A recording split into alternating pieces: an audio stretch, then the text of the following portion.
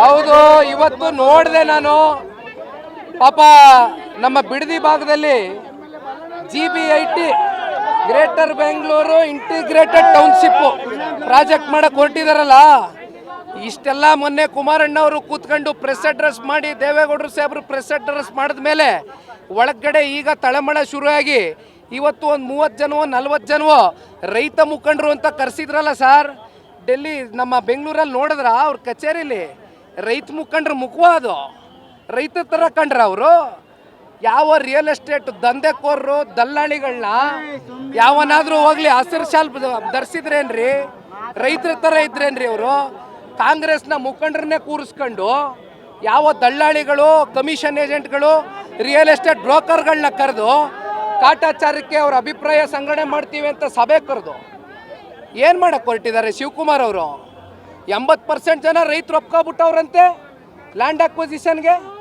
ಏನು ಬಂದಿದ್ಯೇನಪ್ಪ ಸಾಹೇಬ, ಮೈಕೈ ಒದರ್ಕೊಂಡು ಕೆಳಗಡೆ ಇಳಿದು ಬಾ.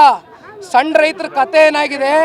10 ಗುಂಟೆ 15 ಗುಂಟೆ 20 ಗುಂಟೆ ಜಮೀನನ್ನು ಇಟ್ಕೊಂಡು ಹೈನುಗಾರಿಕೆ ಮಾಡ್ಕೊಂಡು ಕೊನೆಗೆ ಗೌರವಿತವಾಗಾದ್ರೂ ಹಸುನೋ ಕುರಿನೋ ಮೇಕೆನೋ ಸಾಕೊಂಡು ಜನ ಅಲ್ಲಿರ್ತಕ್ಕಂಥ ಸಣ್ಣ ರೈತರು ಬದುಕ್ತಾವ್ರೆ. ಅವ್ರ ಹೊಟ್ಟೆಗೆ ಕನ್ನ ಹಾಕೋದು ಬೇಡ.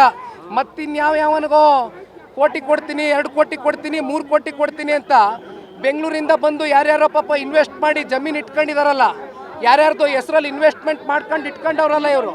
ರಿಯಲ್ ಎಸ್ಟೇಟ್ ದಂಧೆಕೋರರಿಗೆ ಅನುಕೂಲ ಮಾಡ್ಕೊಡಕ್ಕೇನ್ರಿ ಇದು? 80% ಜನ ಒಪ್ಕೊಬಿಟ್ಟವ್ರ? ಇವರೇ ಕೂತ್ಕೊ ತೀರ್ಮಾನ ಮಾಡಿಬಿಟ್ರಾ? ಹೋಗಿ ಏನಾದರೂ ನೀವು ಪರಿಶೀಲನೆ ಮಾಡಿದ್ದೀರಾ? ಅಧಿಕಾರಿಗಳೇನಾದರೂ ಹೋಗಿ ಆ ಹಳ್ಳಿಗಳಲ್ಲಿ ಏನಾದರೂ ಸಭೆಗಳು ಕಂಡಕ್ಟ್ ಮಾಡಿದಾರಾ? ರೈತರನ್ನ ಭೇಟಿ ಮಾಡಿದ್ದೀರಾ? ನಿಜವಾದ ರೈತರನ್ನ, ಸಣ್ಣ ರೈತರ ಸಂಕಷ್ಟ ಗೊತ್ತಿದೆಯಾ ಅವ್ರಿಗೆ? ಈ ದುರಾಂಕಾರದ ಮಾತು, ದರ್ಪದ ಮಾತುಗಳು ಭಾಳ ದಿನ ನಡೆಯೋದಿಲ್ಲ. ಮಿಸ್ಟರ್ DK ಶಿವಕುಮಾರ್ ಸಾಹೇಬ ಅರ್ಥ ಮಾಡ್ಕೊಳ್ಬೇಕು. ನನ್ನ ಸ್ಟೇಟಸ್ ಬಗ್ಗೆ ಪ್ರಶ್ನೆ ಮಾಡ್ತಕ್ಕಂಥದ್ದು ಬೇಡ. ಅಧಿಕಾರ ಯಾವನಿಗೂ ಶಾಶ್ವತ ಅಲ್ಲ.